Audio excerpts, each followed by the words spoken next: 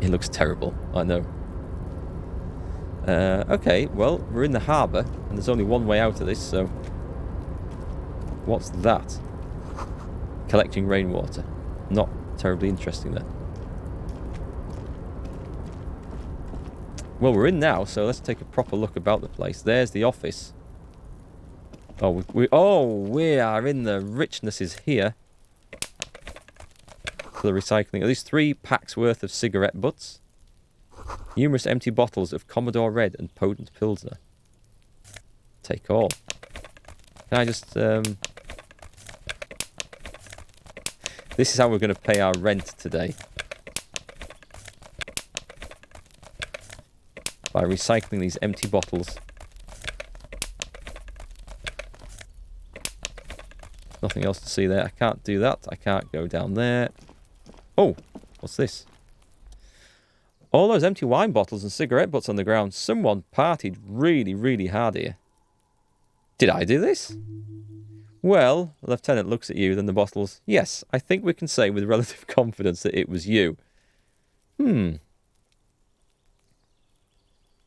I must have been on an advanced scouting mission in the harbour.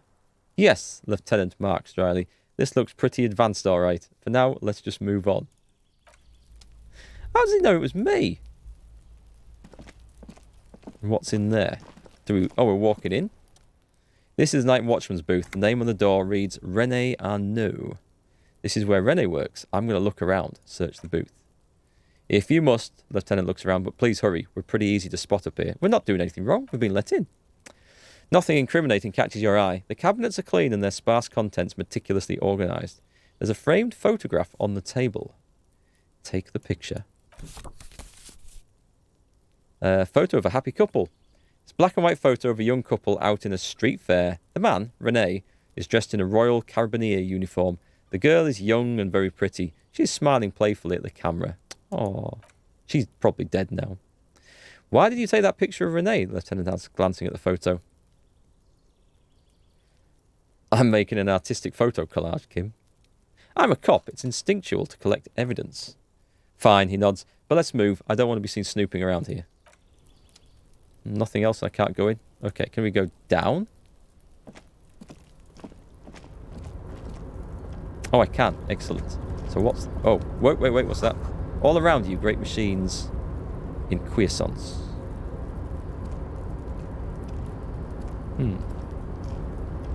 Hey, Clakery, take the butts. Did I not take the cigarette butts? Or could I take the cigarette butts? I couldn't get a... It's not let me do anything with them, I don't think. Otherwise that would have been a nice idea. It looks like I've already smoked the life out of them. Anyway, how are you doing today? White pine trees are printed onto the screen covering. Looks like a forest under snow. Okay, I think that's the logo of the Wild Pines organisation then. Where are we? Because it's kind of hard to see where we're going.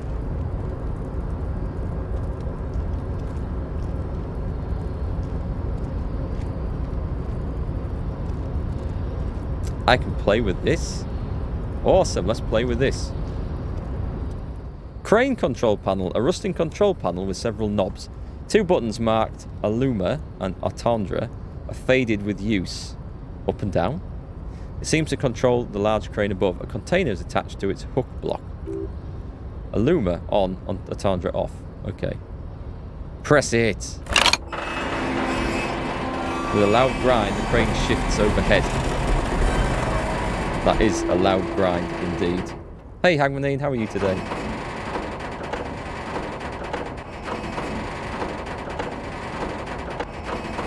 That is a damn loud grind. Hurry up. Thank you.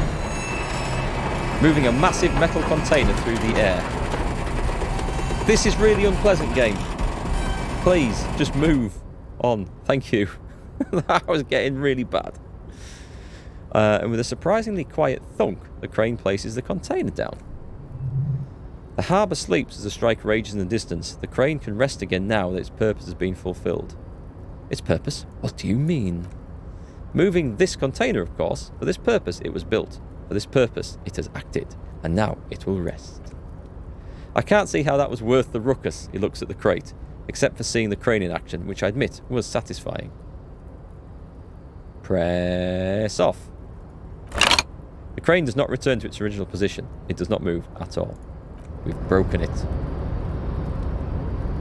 Still no voices? Don't take me too serious. I did some slightly different voices when I met the Hardy gang in the pub earlier. But you're doing good, still at work? Nice to see you working hard. What's this thing? Let's run up there. Oh, I might be able to open that container, you know. Cash. Take it. And there's something to look at over here. Hey, Hagmanine, we learned how to run in this. I discovered by accident you can double click to run. What a game changer that's been. You say faded industrial... Sorry. I missed the thing. Faded industrial bollocks, anyway. Kvalsund means... Ah, it's gone too quickly. Can't have been important. Before you stands a cargo container, just one of many in the yard. Kim, I think there's something about this container. You do? Because I don't. What? Why not? There are a million containers here. Why are you fixating on this one? I don't know, Kim. It just feels special. It's a cargo container, detective, just like all the others. He doesn't even look at it. We're not here to interact with containers. We're here to get the body down from the tree. Knock on the door. No reply. Open the door. You attempt to turn the handle to no avail. The door seems to be mechanically locked. Nothing more to do here for now. There's something about this container.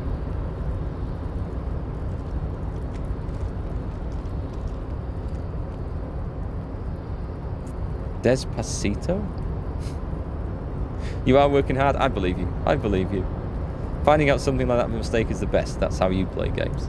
It would have been nice if I found it out by mistake an hour into the game rather than 8 hours into the game. But hey, it could be worse. I see what he means about there being quite a few containers. Look. Let's just quick save before I die. Falling off the edge of this. Whoa, whoa, whoa, whoa, whoa, whoa, whoa, whoa, whoa. The shipyard ahead is oddly quiet. The great machines are sleeping. They don't sound like they're sleeping to me. Who leaves change on a place like this? The speaker tower is silent. There's no work to organise the yard below. This looks rather... Oh, there's a chest over here. I feel like we're starting to explore the game now. The musk of oil and rust comes from the chasm in front of you. Smells like blood. Can I open that? What about if I do this? Where's my pry bar? Interact. Items. Hang on, I had a pry bar. I had a pry bar. Oh, tools, that's why. Ooh, chain cutters. Locked containers. Let's try that first. Let's try that in the bag. Can I... Yes, and I get Faln Ultra Series gloves. Okay, that was worth it. I wonder if I could open the... Can I put... Yes, I can put both on. Excellent. Let's have a look at these new gloves. Half-light versus electrochemistry. I'll take half-light. I don't quite know what the difference is. I know electrochemistry is drug use. Half-light. Oh, it tells me. Let the body take control. Threaten people. We shall see. You just don't get this game? Why is there even running, and why doesn't he run with just one click? Yeah, there's absolutely no reason to just walk around like this. It's not like it's stealth or anything. Oops, sorry. That was supposed to be tab. Tab key is really useful. Industrial-sized thermos. Smells like burnt coffee. Oh. Money? Was that it? Sings container, container, container. Who is this nutcase? Wait, before you talk to him. Before. The banner sags under the weight of rain and snow. White waves on red. Container, container, I'll turn you nice and red. Container, container, put the logos on. I think he's a container painter. We shall see. The lyrics to this container song are being made up as he goes along. The accent is so thick it's impossible not to notice he's Ubi from the vanishing peninsula of Ubi Sunt on Monday. This would make so much more sense if there was some sort of map, or if the game was based in our world, because all these places we know nothing about, and saying he's from Ubi means nothing to me at all. Container, bit disappointed by that. Container, now belongs to Everett. Oh, he's Everett? Is he the union guy we need to speak to? The tiny man is so engaged in his work he doesn't notice you. Hi. Everett.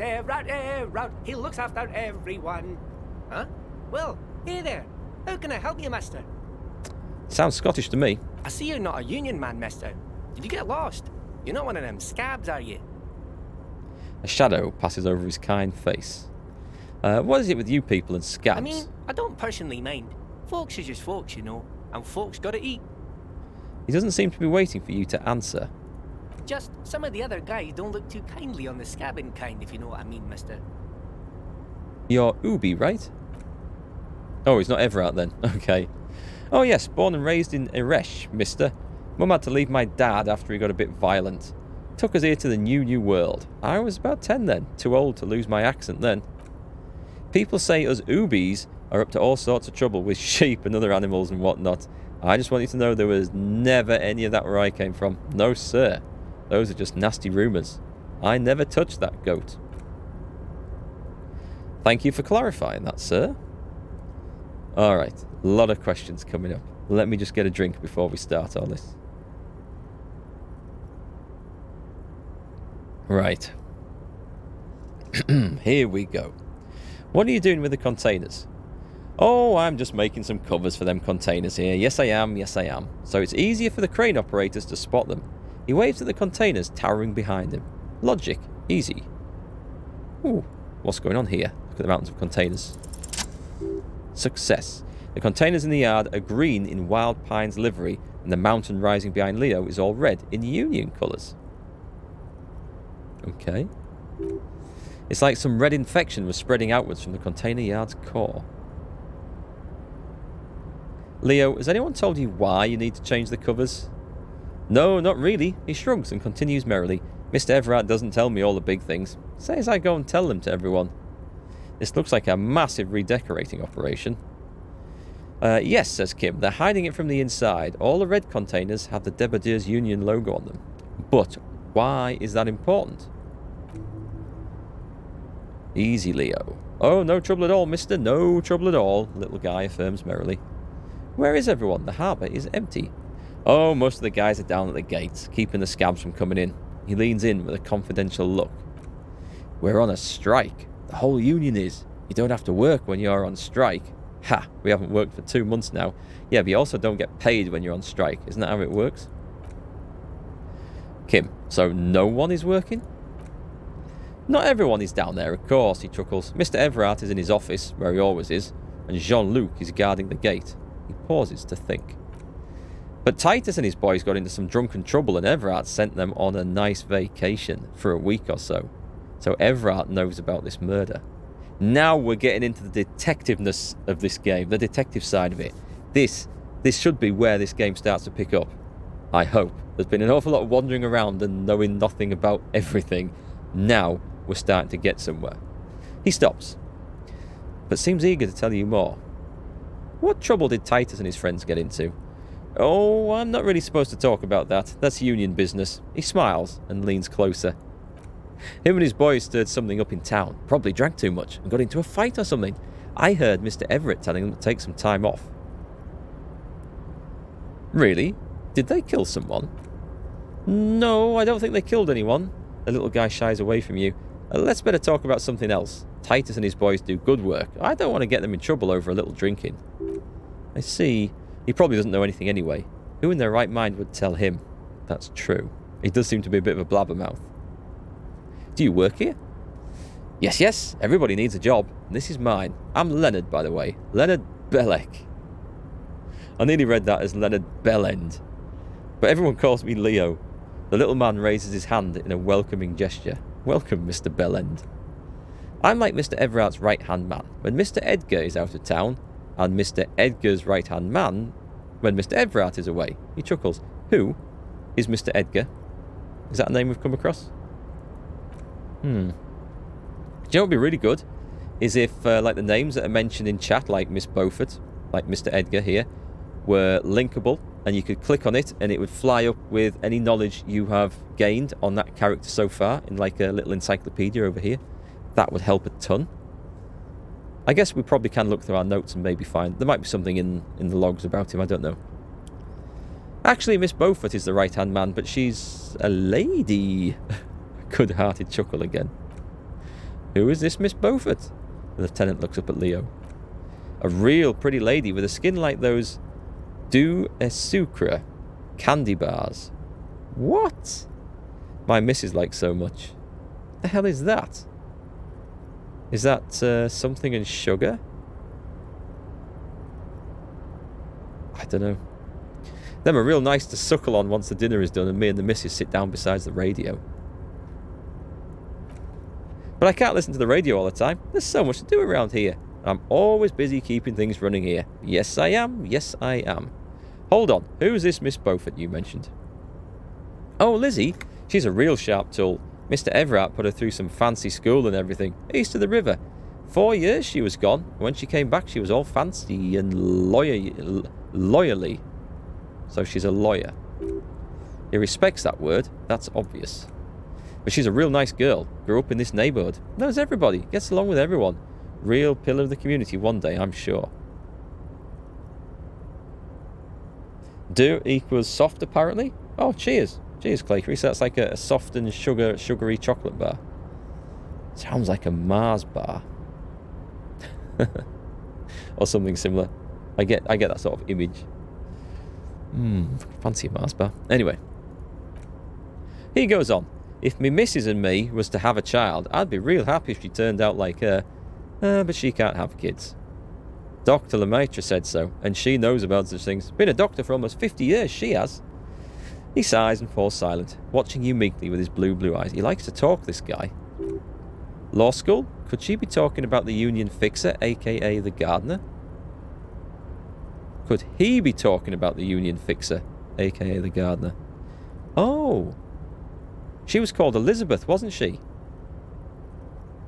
I think she was called Elizabeth. Lizzie. It matches in now. Right. Okay, so this is the union fixer, the gardener? Kim, looks like it. I'm not sure what a fixer is, but she's a real nice girl. Smart as a whip, too. And, okay, so those guys got into trouble. Their boss, Everard, has given them a week off to stay, so to keep their heads down. And he's got the lawyer keeping an eye on them. I'm starting to get this picture built up now as we discover more about this. I'm not sure what a fixer is, but she's a real nice girl. Telling the gardener you know her name might throw her off. Perhaps something to consider later. Yeah, that might be a good idea. Are you the Leo who wrote the note to make more banners? Oh, yes, he replies excitedly. I leave all kinds of notes for myself. That old head of mine ain't so good at keeping things in no more. I almost forgot about the borscht. Yeah, what was that about the borscht? Oh, yes, I've been taking special whirling borscht to the men every day since the strike started. The little guy chuckles merrily. It's very, very good. Makes a man feel so warm and happy. He shakes his head with a wide smile.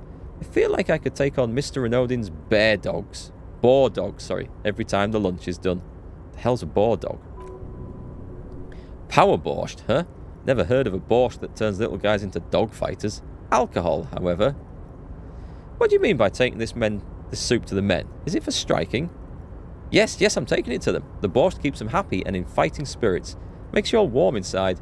They brew it in the Whirling in Rags. Hold up. Who makes it at the Whirling? Looks like the borscht is spiked. I'm going to look into it. Well, let's ask that first. Who makes it? Oh, the Whirling's cook. He makes it. But them is always talking with Mr. Manana in that weird language and laughing together. He doesn't speak what we speak. He's from Grad. Looks like the borscht is spiked. I'm going to look into that. Oh, sure, Mr. Shaw. The little guy nods. You do that, yes, sir. He didn't actually understand what you meant, and now he's just nodding along. What's in that container over there? Point to the container suspended from the crane arm. Oh, that one. He looks at the container. That should be empty as far as I know. Lots of containers here have nothing in them. They're just waiting to be loaded up. Told you. I don't believe that. I think something's hidden in there. They wouldn't put it in the game unless something was hidden in there. I'm looking for the leader of the Dock Workers Union. Oh, you want Mr. Everard then. He's an awfully nice fellow, he is. Him and his brother are nice fellows. They live their entire lives in this here neighbourhood. He coughs, then continues immediately. Guys like Mr. Everard and Mr. Edgar, his brother, are real good guys. Made Martinez what it is today. Mr. Everard and Mr. Edgar and I went to the same school, we did, when we were boys. Easy now, Leo. I just want to know where I can find this man. Oh, Mr. Everard is where he always is. In his office, of course. He points to the 2 joint containers to the right. Okay, I'm off. Wow. That was a lot of information. I need a drink after that. And a Mars bar.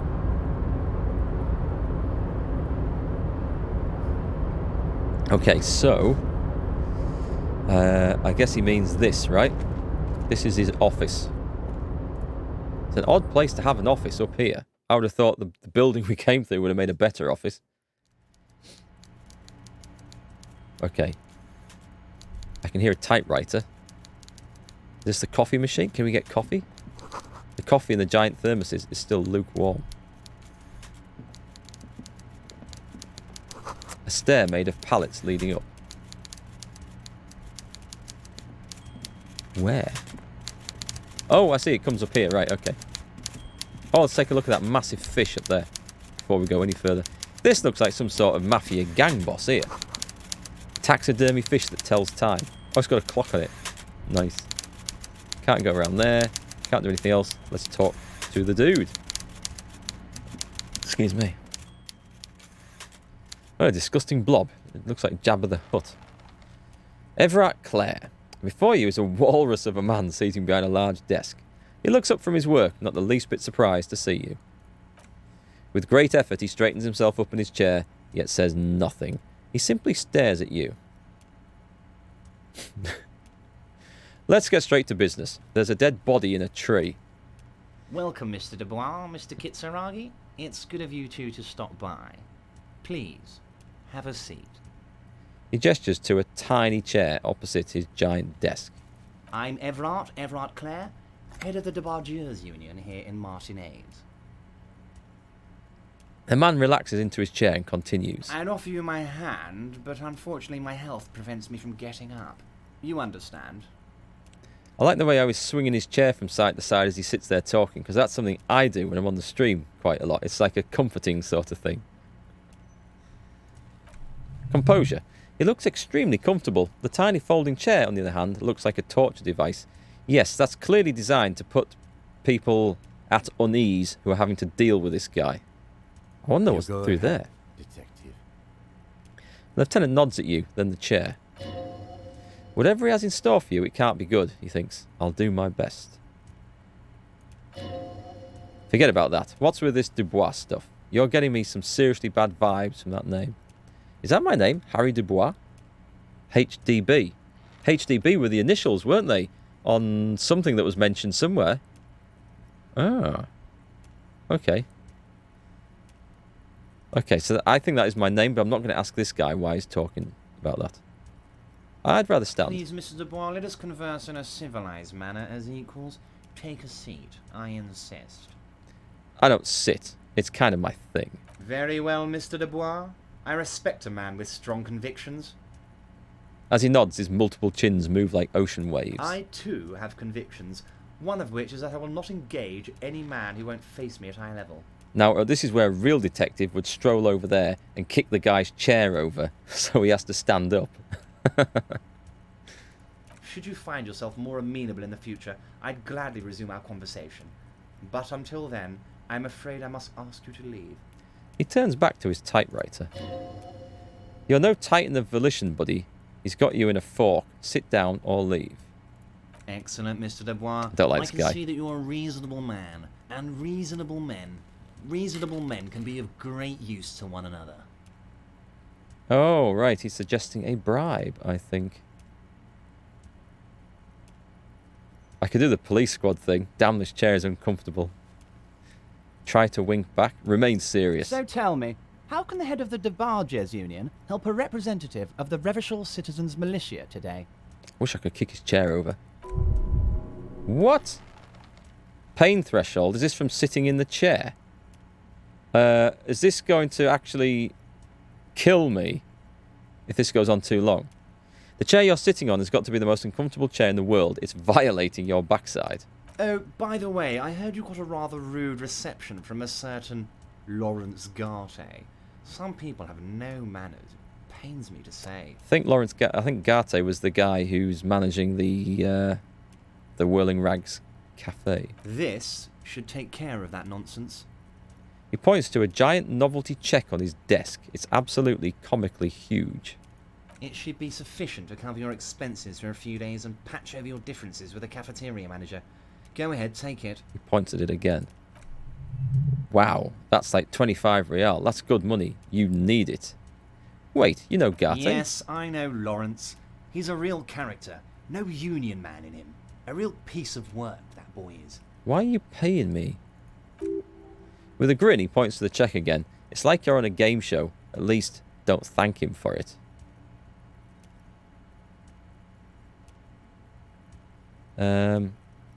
You can take that comically large check and shove it up your ass. I don't think that will get me where I'm going, and I do need the money. I want to say keep it, I'm good, but that's not going to pay the rent. Take it, but don't say anything. Is there anything you'd like to say to me? Or... No. No, it's cool. You've got integrity. No, it's cool. Cool? Wouldn't go that far. I'm sure there are cooler things than delivering a comically oversized novelty check to a cafeteria manager. But, sure, if that's what's cool nowadays. Oh, I guess he's paying the cafeteria manager, not me exactly, so... Well, we'll see how this plays out. Now, I'd like to set your mind at ease about one other matter. Your lost gun. Let me assure you, Union people are on it as we speak. I've got my best hounds looking for that lost gun.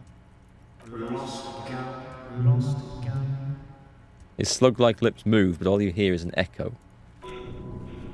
Oh, this is going to kill me just talking to this guy. The world is swallowed by a black hole of fear. Only two words escape its gravitational pull. Lost and gun. When he said don't worry, he actually meant be very worried. I would appreciate any help you could provide. Are you all right, Harry? You seem anxious. Well, don't be. Everything's going to be all right. Harry Dubois. We know this. We know our character's name now. It makes sense. It's not like you left it loaded. You didn't lose a loaded gun. Local children aren't out there playing with it right now, pointing it into their own mouths. It's in a safe place. I just know it. I have a feeling everything's going to be all right. I really don't like this sleazy slime ball of a guy.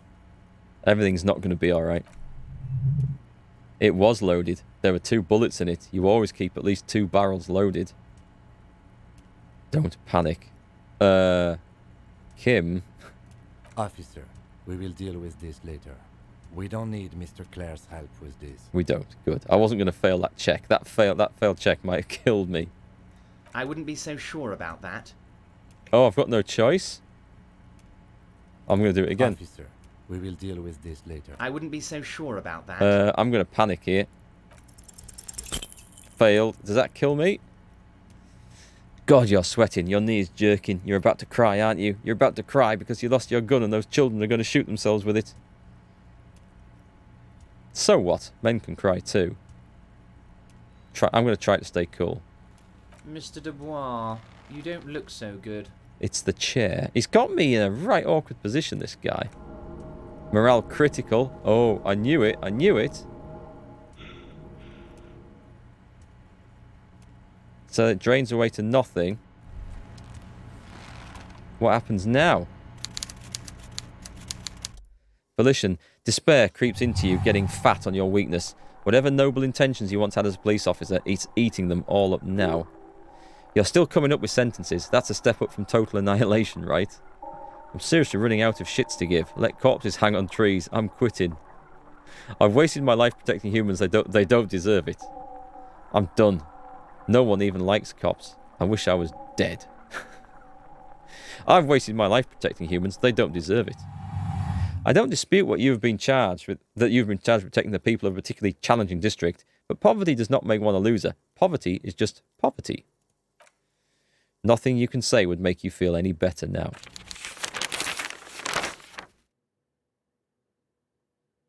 Cop gives up the detective genre for social realism. Is that the end of the... Has that killed me? A conversation killed me? Another police officer resigned from the RCM following a nervous breakdown. He now lives under a bridge, drinking and occasionally throwing excrement at passers-by, shouting, "I never loved that woman." When asked to comment, former colleagues objected to the theory that his psychological disintegration was precipitated by his wife leaving him. "It's because the Furrows lost that match," said Captain Ptolemy Price, once the man's superior officer. "It's because he couldn't get a big gun from acquisitions. And anyway, police work really burns you out after a while."